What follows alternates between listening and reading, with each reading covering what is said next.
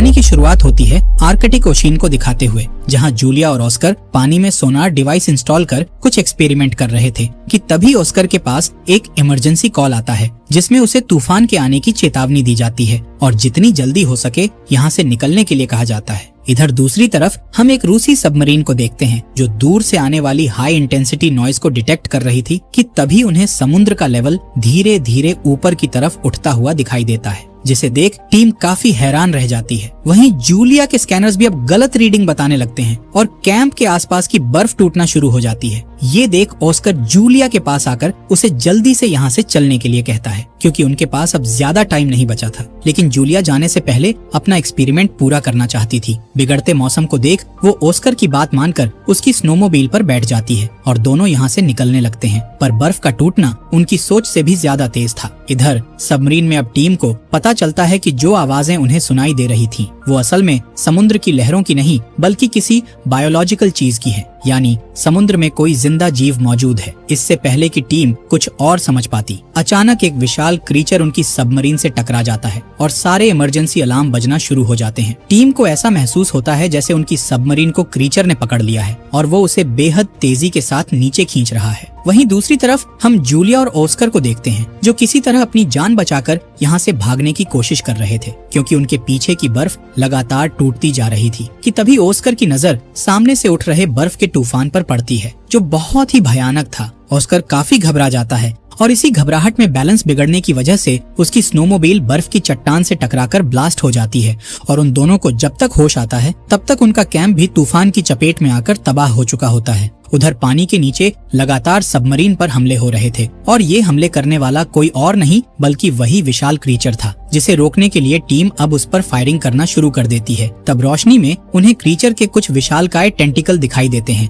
इससे पहले कि टीम उन टेंटिकल्स के बारे में कुछ और जान पाती, क्रीचर दोबारा सबमरीन पर हमला कर उसे तबाह कर देता है। लेकिन डूबने से ठीक पहले कैप्टन लास्ट मोमेंट पर टीम को इमरजेंसी सिग्नल छोड़ने का ऑर्डर देता है ताकि सिग्नल मिलने पर उनकी नौसेना उन्हें जल्द ही बचाने के लिए आ जाए। अगले दिन ही रशियन मरीन हेडक्वार्टर को वो सिग्नल मिल जाता है जिसके जरिए उन्हें अपनी सबमरीन के गायब होने के बारे में पता चलता है। ये खबर सुनते ही ऑफिसर्स के पैरों तले जमीन खिसक जाती है क्योंकि उस सबमरीन में बहुत ही पावरफुल हथियार थे। इसलिए अब ऑफिसर्स एक रेस्क्यू टीम को इन हथियारों को वापस लाने का ऑर्डर देते हैं और इस टीम का लीडर बनाते हैं विक्टर को, जो असल में गायब हुई सबमरीन के कैप्टन का भाई था। इसलिए जब विक्टर की माँ को पता चलता है कि वो हथियार को वापस लाने के लिए मिशन पर जा रहा है तो वो पहले तो काफी परेशान होती है, लेकिन फिर विक्टर को गुड लक के तौर पर उसके पिता की घड़ी देती है जो अब इस दुनिया में नहीं थे। विक्टर उस घड़ी को लेकर मिशन पर जाने के लिए घर से निकल जाता है जहाँ उसकी मुलाकात उसके पिता के पुराने दोस्त एडमिरल ओलाशांस्की से होती है जो थोड़े गुस्सैल व्यवहार के थे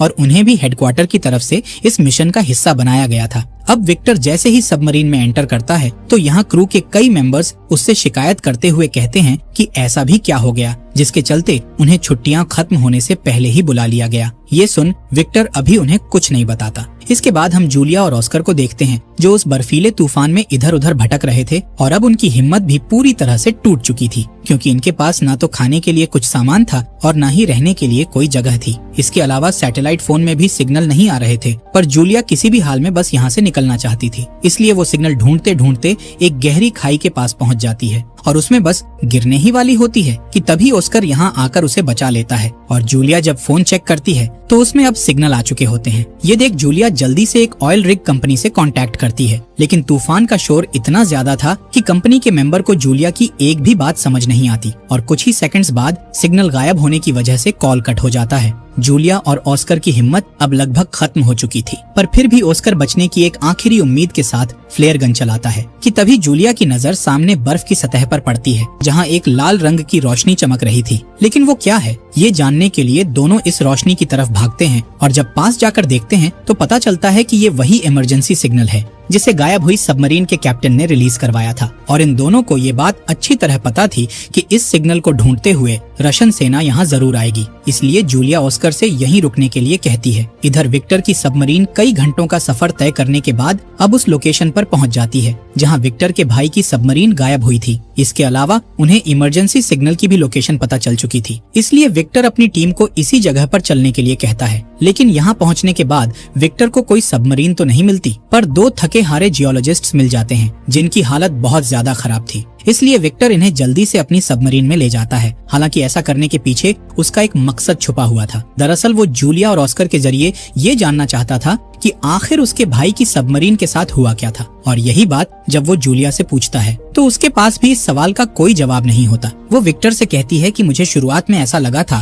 कि ये सब हमारे सोनार डिवाइस के विस्फोट की वजह से हुआ है, जिसके चलते समुद्री भूकंप ने दस्तक दी। लेकिन जब मैंने अपने इक्विपमेंट्स चेक किए तो उस दिन किसी भी डिवाइस ने भूकंप को रिकॉर्ड ही नहीं किया था। ये देख जूलिया को यकीन हो गया कि इतनी भयानक हलचल भूकंप पैदा नहीं कर सकता है, बल्कि ये काम किसी समुद्री क्रीचर का है। ये सुनते ही विक्टर को पिछले दिन हुई एक रहस्यमयी घटना याद आ जाती है। दरअसल जब ये लोग आर्कटिक सर्कल में दाखिल होने वाले थे, तभी इनके राडार ने एक अजीब सिग्नल पकड़ा, जो असल में व्हेल मछलियों का झुंड था। और ये झुंड बार बार उनकी सबमरीन से टकरा रहा था, जैसे जानबूझकर विक्टर को आगे बढ़ने से रोकना चाह रहा हो। पर एडमिरल ओलशांस्की इन्हें दूर भगाने के लिए लो फ्रीक्वेंसी सिग्नल रिलीज करने का ऑर्डर देता है। हालांकि विक्टर ऐसा करने से मना करता है, क्योंकि इससे व्हेल मछलियों को नुकसान हो सकता था। पर एडमिरल ओलशांस्की उसकी एक नहीं सुनता। लो फ्रीक्वेंसी के ऑन होते ही सभी मछलियां दूर भाग जाती हैं, लेकिन फिर दोबारा वापस आ जाती हैं। ये देख टीम मेंबर्स हैरान रह जाते हैं कि तभी उन्हें समुद्र की गहराई से एक और अजीब सिग्नल मिलता है और व्हेल मछलियां भी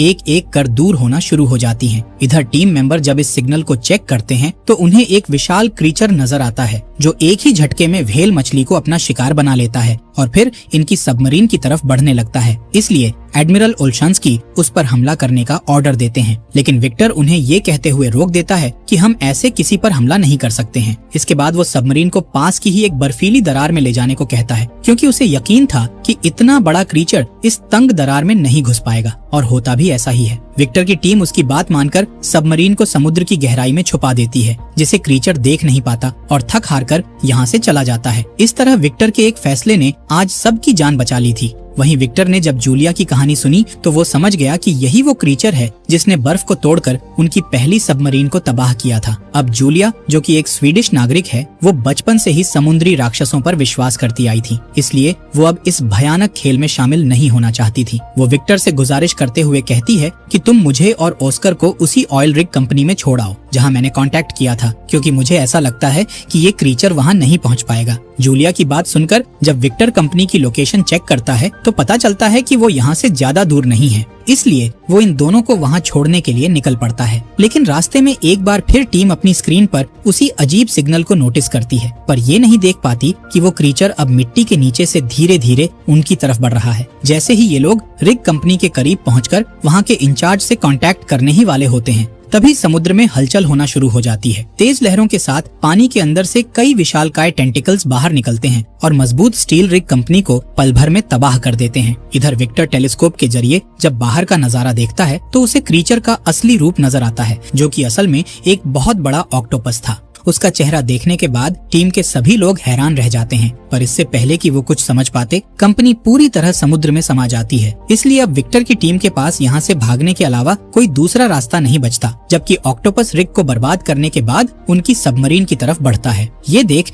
एडमिरल ओलशांस्की गुस्से में कमान अपने हाथ में ले लेता है और टीम को 2 टॉर्पीडो फायर करने का ऑर्डर देता है, लेकिन कोई फायदा नहीं होता, क्योंकि ऑक्टोपस अभी भी जिंदा था, जो हमले की वजह से अब और भी ज्यादा गुस्से में आ गया था। वो तेजी से इनकी सबमरीन की ओर बढ़ने लगता है। ये देख एडमिरल ओलशांस्की काफी डर जाते हैं और कमान दोबारा विक्टर को सौंप देते हैं। कमान हाथ में आते ही विक्टर फौरन सबमरीन को दूसरी दिशा में मोड़ने का आदेश देता है। इस तरह ये ऑक्टोपस के हमले से तो बच जाते हैं, लेकिन एक टेंटिकल इनकी सबमरीन से टकरा जाता है, जिस वजह से सबमरीन के पार्ट्स डैमेज हो जाते हैं और वो समुद्र में डूबने लगती है। इसके बाद हम देखते हैं कि ऑक्टोपस ने इन पर दोबारा हमला कर दिया है, जिसके चलते अब टॉर्पीडो रूम में भी आग लग गई है और फिर उसमें करीब 7 लोग फंस जाते हैं कि तभी ऑक्टोपस एक और हमला कर सबमरीन को नीचे डुबाने की कोशिश करने लगता है और इन्हें चारों तरफ से घेर लेता है। ये देख विक्टर सभी टीम मेंबर्स को साइलेंट मोड में रहने के लिए कहता है, क्योंकि समुद्री जीव अक्सर आवाज से अट्रैक्ट होते हैं। इसलिए विक्टर सभी को शांत रहने का ऑर्डर देता है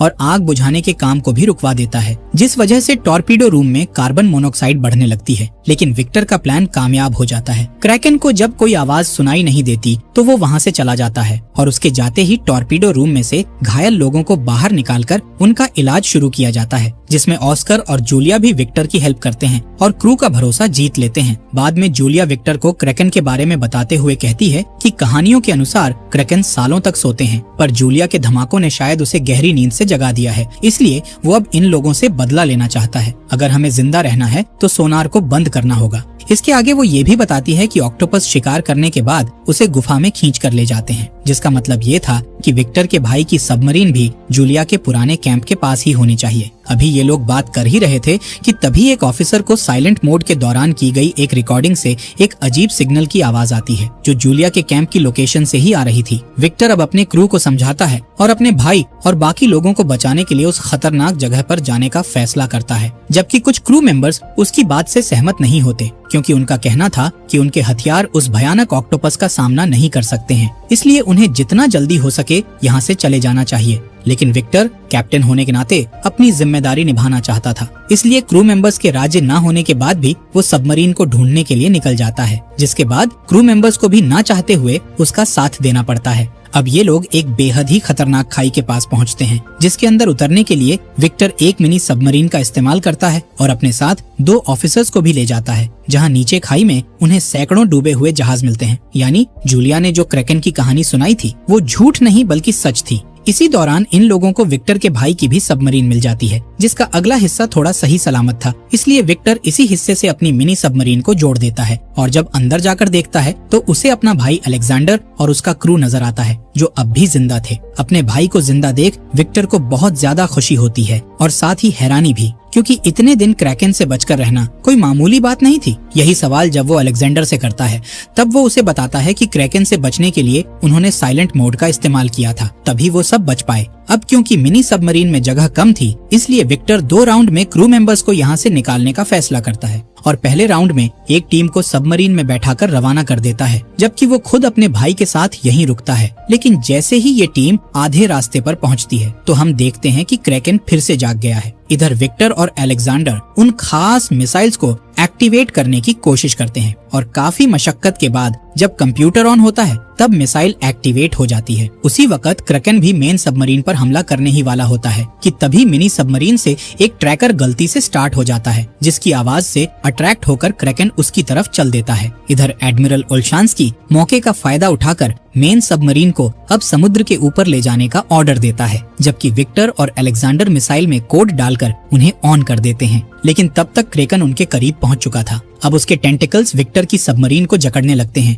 ये देख मरने से पहले दोनों भाई रेडियो के जरिए एक दूसरे से बात करते हैं और अपनी गलतियों के लिए माफी मांगते हैं, लेकिन ये अब भी हिम्मत नहीं हारते और क्रैकन के सबमरीन को तबाह करने से पहले ही एक साथ स्विच दबाकर एक जोरदार ब्लास्ट करते हैं, जिस वजह से क्रैकन आग में झुलसने लगता है और एक रोशनी की किरण आर्कटिक की बर्फ को चीरते हुए आसमान में जाती हुई दिखाई देती है। अब सबमरीन पूरी तरह से डूबने लगती है और उसमें पानी भरना शुरू हो जाता है। ये देख दोनों भाई मिनी सबमरीन की तरफ भागते हैं, लेकिन एक तेज लहर उन्हें अलग कर देती है। विक्टर अलेक्जेंडर का हाथ पकड़कर उसे बचाने की कोशिश करता है और जैसे तैसे उसे लेकर मिनी सबमरीन के अंदर आ जाता है। लेकिन दिक्कत ये थी कि अब मिनी सबमरीन डूब रही जहाज से अलग नहीं हो पा रही थी, जबकि मिसाइल कुछ ही सेकंड में ब्लास्ट होने वाली थी। इस मुश्किल सिचुएशन में अचानक विक्टर को इमरजेंसी लेवर याद आता है। वो पूरी ताकत लगाकर उसे खींचता है, जिसके बाद मिनी सबमरीन ठीक ब्लास्ट से पहले वहाँ से निकल जाती है। वहीं पानी के बाहर एडमिरल ओल्शांस्की के साथ साथ पूरा क्रू इन दोनों का इंतजार कर रहा था।